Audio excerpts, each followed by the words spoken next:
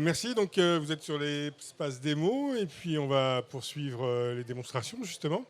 Donc, j'accueille Bénédicte Belloir, qui est chef de projet sur une des filières de santé maladies rares et qui va donc vous présenter un nouvel outil qu'on porte à la connaissance du grand public, mais aussi des médecins urgentistes, qui est une carte d'urgence pour les maladies rares portée par les patients.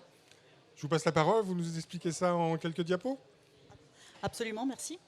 Donc je suis là en effet pour vous parler des cartes urgences qui ont été créées par les filières de santé maladies rares à destination des patients pour les situations d'urgence ou d'autres situations particulières. Juste, je vous explique ce que sont les filières de santé maladies rares, mais comme ce n'est pas le but, je le fais très vite. Il y a 23 filières de santé maladies rares. Alors chacune est dédiée soit à l'os, le cœur, le poumon, le cerveau, et elles travaillent avec les centres de référence maladies rares qui sont, eux, un peu plus spécialisés sur une maladie ou un groupe de maladies qui sont sur chacun des groupes. Chacun des centres de référence travaille avec des centres de compétences qui sont répartis sur tout le territoire national. Donc on est là pour travailler avec nos centres de référence, mais également en synergie, parce que 23 filières, finalement, on arrive à échanger et on est vraiment là pour améliorer la prise en charge des patients, développer la formation, l'information, coordonner la recherche, développer les liens européens et internationaux. Et dans cette optique, un de nos projets communs a été développer les cartes d'urgence, parce que historiquement, il y avait 22 cartes d'urgence qui avaient été créées dans le cadre du Plan national maladies rares 1. Ça fait 10-15 ans à peu près. 22 cartes, 8000 maladies, ça fait pas beaucoup. Et en plus, ces cartes, elles étaient sur 8 volets. Donc le patient, il arrive avec sa carte de 8 volets, beaucoup de choses à lire pour les urgences, pas forcément toutes très pratiques. Et cette expérience n'a pas été renouvelée par la suite. Du coup, des associations de patients, des centres de référence ont créé leurs propres cartes qui, elles, avaient des formats très variés, qui avaient des conditions de délivrance qui étaient également très variées. C'était soit donné par les associations, soit par les médecins, et chacun avait son petit système et des informations différentes. Il a donc été décidé de créer une carte commune pour les maladies rares avec un format unique qui est à peu près de la taille d'une carte bancaire. Alors la carte est nominative. Je sais que ça peut surprendre qu'on le dise, mais ça a été sujet à discussion. Elle est délivrée aux patients uniquement par les centres de référence et les centres de compétences maladies rares. Donc elle est facilement transportable. On en a des exemples ici, on vous les fera passer tout à l'heure si vous le souhaitez. Les informations par contre sont limitées au minimum parce que c'est quand même assez petit, mais c'est l'essentiel de préférence. Par contre, pour le moment, il est impossible de créer des cartes spécifiques aux 8000 maladies rares et parfois c'est même inutile parce qu'il n'y a pas forcément, pour certaines maladies, besoin d'informations quand le patient se présente aux urgences. Elles n'ont été créées que pour des situations spécifiques où le patient a de vrais besoins quand il arrive aux urgences.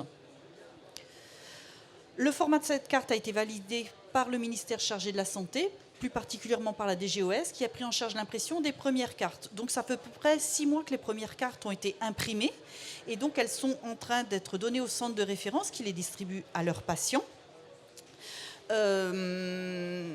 D'autres seront bientôt créées. Elles seront financées, elles, par les filières de santé maladies rares. Donc on est en train de les mettre en place. En fonction des retours qu'on aura des premières cartes, de la diffusion des premières cartes, on va éventuellement les amender.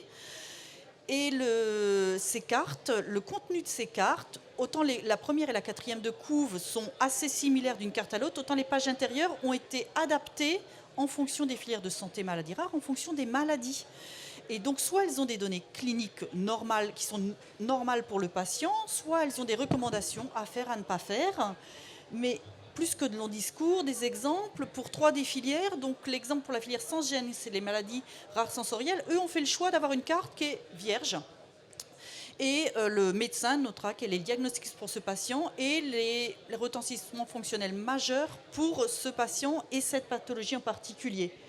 Une autre filière qui est Favamulti, elle a fait le choix de mettre les constantes du patient. Donc ce sera des données très spécifiques au patient qui sont les données normales. Donc il arrivera avec ces données.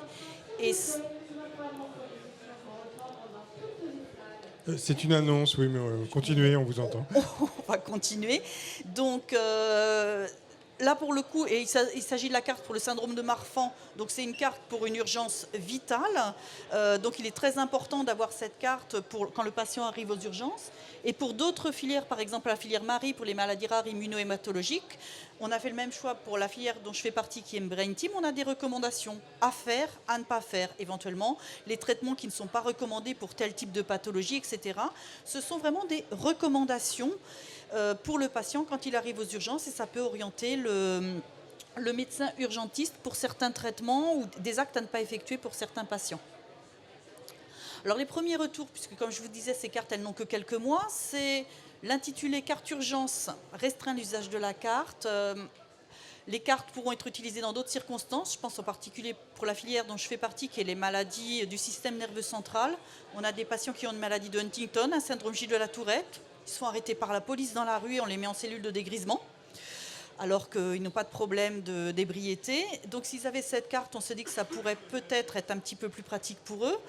On aimerait avoir un intitulé plus neutre, parce que carte d'urgence, finalement, pour aller avec ça, c'est pas forcément que dans les situations d'urgence. Ça peut être un médecin quand vous êtes en vacances, ça peut être une situation particulière qui fait que c'est une carte de soins, de recommandation, voilà.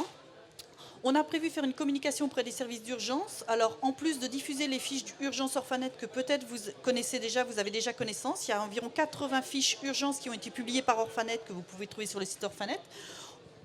Nous, on envisageait de faire des posters qu'on diffuserait dans les services d'urgence pour que vous ayez connaissance, vous, au niveau des urgences, de l'existence de ces cartes, que vous les reconnaissiez, vous reconnaissiez le format et vous disiez, en effet, c'est un format qui est validé par le ministère, donc forcément, c'est une vraie recommandation qui a été validée par le Centre de référence maladies rares. Et on nous a également suggéré de faire des créations de cartes pour des conditions, pas spécialement pour des maladies, mais des conditions. Et finalement, pourquoi ne pas l'appliquer aux non rares, par exemple la neurostimulation, les patients splénectomisés, la nutrition entérale, parentérale, etc. Mais ça, c'est des choses qui vont être développées par la suite. Et puis, certaines associations de patients nous ont dit que ça pourrait être bien, parce que pourquoi on n'aurait pas le droit de voyager, d'avoir ces cartes traduites en anglais, mais ça, c'est dans un second temps. Alors voilà les cartes. Pour le moment, elles sont là. On va vous les montrer si vous le souhaitez. Si vous avez des suggestions, surtout, vous n'hésitez pas. Nous, on est sur le centre 13B, juste derrière. On est plusieurs filières ici présentes. Donc, si vous avez des suggestions pour des maladies spécifiques ou ce que vous voudriez trouver sur ces cartes, vous venez nous le dire. Si l'idée, vous l'avez dans 3-4 jours, tapez ministère santé maladies rares. Vous avez la liste de toutes les filières sur le site du ministère de la Santé. On a tous des sites internet, des adresses contacts. Vous nous écrivez, vous nous faites vos suggestions. On sera ravis de collaborer avec vous pour avoir des documents qui vous seront vraiment utiles. Voilà, je vous remercie. Merci. Alors moi j'ai une suggestion, puisque en fait les fiches urgence Orphanet sont diffusées dans nos weblets de la Société française de médecine d'urgence. Oui. Donc à chaque publication, il y a une diffusion vers l'ensemble des urgentistes. On pourrait parfaitement associer à ces diffusions un exemplaire de la carte ou un mémo concernant ces cartes, en particulier si la fiche correspond à une des maladies. Ça, c'est quelque chose qu'on peut parfaitement intégrer, c'est très facile, et ça permettra à la communauté des urgences d'être informée. Est-ce que vous pensez qu'on pourrait vous faire, par exemple, un petit update mensuel de toutes les nouvelles cartes qui sont publiées par les filières ? Ah, il n'y a aucun souci pour le faire, oui. Dans ces cas-là, on vous fait une publication commune en interfilière avec toutes les nouvelles cartes que vous pourriez envoyer. On peut le faire, voilà, il y a plusieurs façons. En tous les cas, nous, on émet une weblette qui comprend déjà les fiches Orphanet Urgence, donc on peut parfaitement associer ce type de fiches. Avec plaisir. Je voilà, pense que nous, on a vraiment envie que vous soyez au courant de ces cartes. Je ne sais pas si d'autres ont des suggestions ou des choses comme ça. Bon, moi, j'ai trouvé les cartes particulièrement bien faites, puisque manifestement, il y a quand même des détails. C'est pas mal aussi pour les patients, en fait, parce qu'ils connaissent bien leur maladie, mais au bout d'un certain temps. Oui. Je vois que dès qu'ils ont la carte, là, ils savent à peu près ce qu'ils doivent faire, ce qu'ils ne doivent pas faire, Oui, voilà. les risques qu'ils Absolument. encourent. Je trouve que ça doit être bien, et pour les patients et pour l'entourage. Voilà, exactement, et pour les patients et pour l'entourage. Alors après, là encore, ça dépend des pathologies. Il y en a qui ne veulent pas avoir une carte avec eux, parce que si jamais on la trouve, on saura qu'ils ont une maladie. C'est toujours. Après, il faut gérer les susceptibilités, mais c'est le médecin qui voit directement avec le patient ce genre de choses. D'accord. Et puis, même avec un premier refus, souvent avec une expérience un petit peu difficile, on l'accepte secondairement. Oui, voilà. Oui. Absolument. Ok, ça c'est la pratique. Est-ce que vous avez des questions ? Non, très bien.